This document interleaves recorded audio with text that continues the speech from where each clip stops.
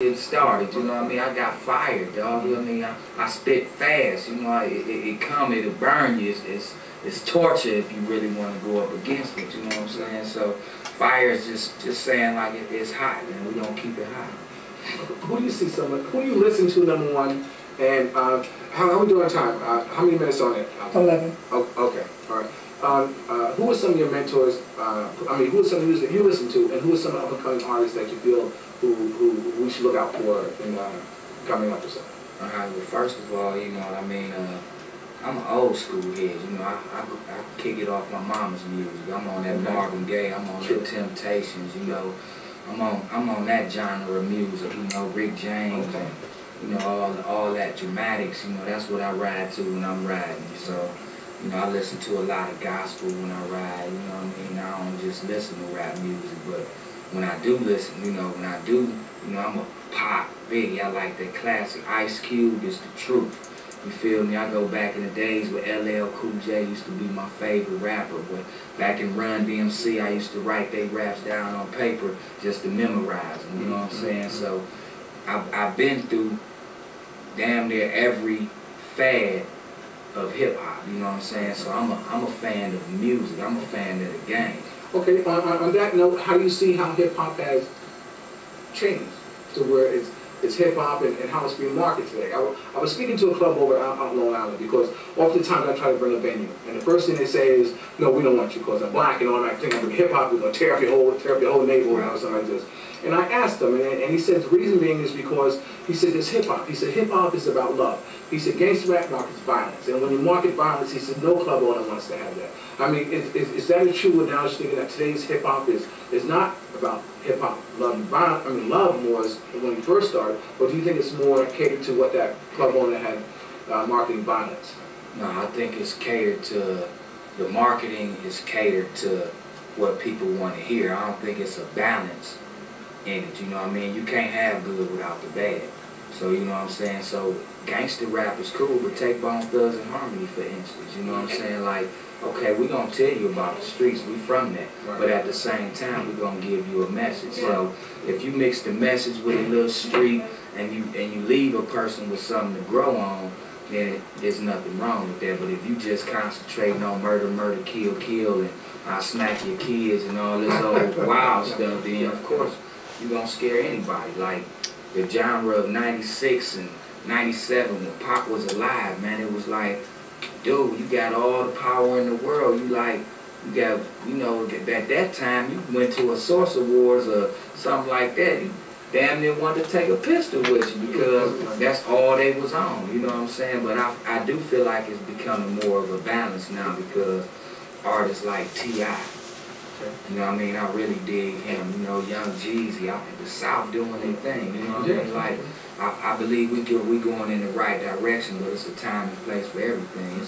It all goes in a circle. Like, okay, Gangsta Rap winning, you know what I'm saying? But bam, that put that on pause when Kanye West came out with Jesus Walks. You know what I'm saying? True, yeah, they're blowing away. It just need to be a more balance as far as the radio and what they letting in because they dictating, you know, what the audience is listening to, you know.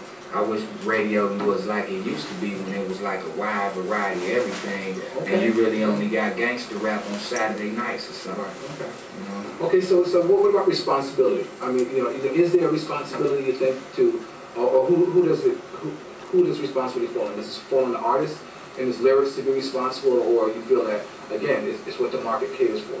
It falls on everybody. Okay. It falls on radio. The artist first, because the artist, you know, is the creator. You know what I mean? But it falls on radio, you know, not to just be on one type of music. So, you know what I mean? It falls on management. It falls on the individual that's buying the music. You got to be responsible enough. Just because dude said he had a gun and shot somebody, you stupid enough to go, you know, jump off the bridge too. Sure. So the responsibility is with everybody. Until everybody own up, we're going to have an imbalanced world. So, you know, everybody man up a little bit, you know, handle your business, stay out the next person's business, and, you know, we might have a little time left on this little planet, you know? Okay, before we go, what advice would you give someone breaking into the business now? You know, what do you know now that you wish you would have known then, used to better prepare you for what you're dealing with today? You see what I'm saying? After you being in the business for so long. I think the one thing that created our longevity is we stayed true to ourselves.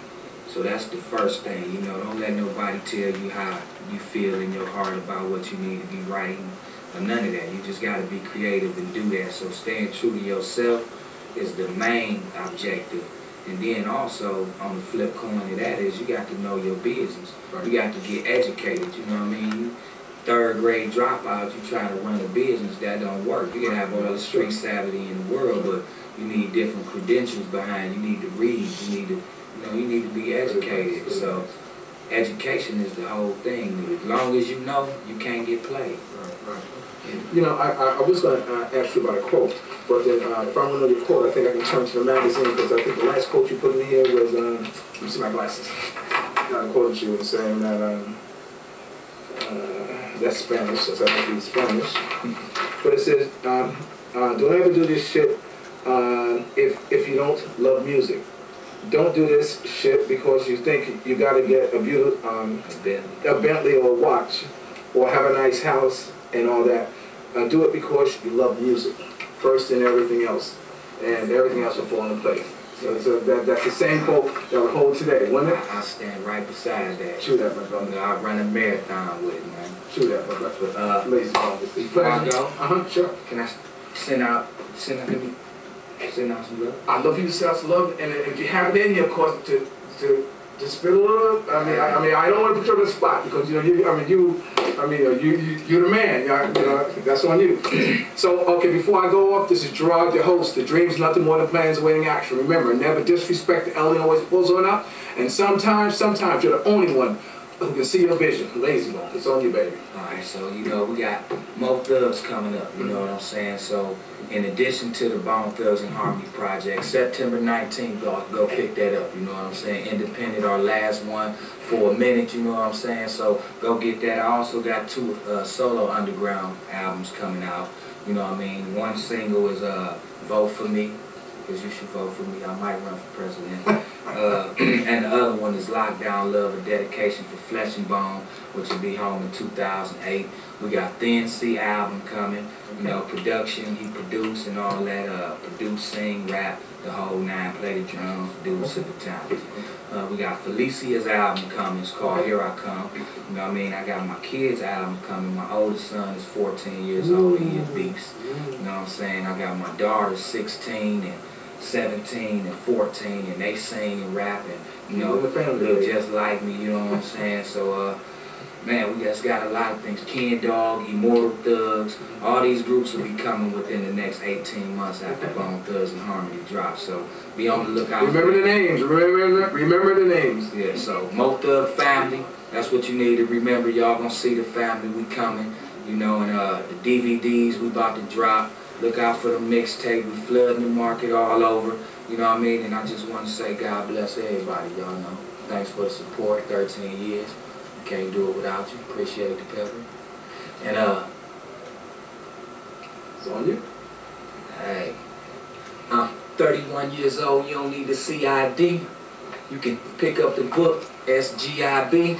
Hey, the label the minutes and put in the Guinness. You better go check my manuscript. Killer for real, drug dealer. Hey, I ain't about to say. That's money, y'all. That's money. Layzie Bone. Thanks a lot. Thanks a lot. All right, thanks. And I want to thank our camera person, Alizé, and pan the camera around because there's other people who are in here want to give them some love and support. See Mo Thug family. We love y'all. Okay, we have conscious people here. Watch the glare. House Records. All right, with that, we're out. Okay. Peace. All right.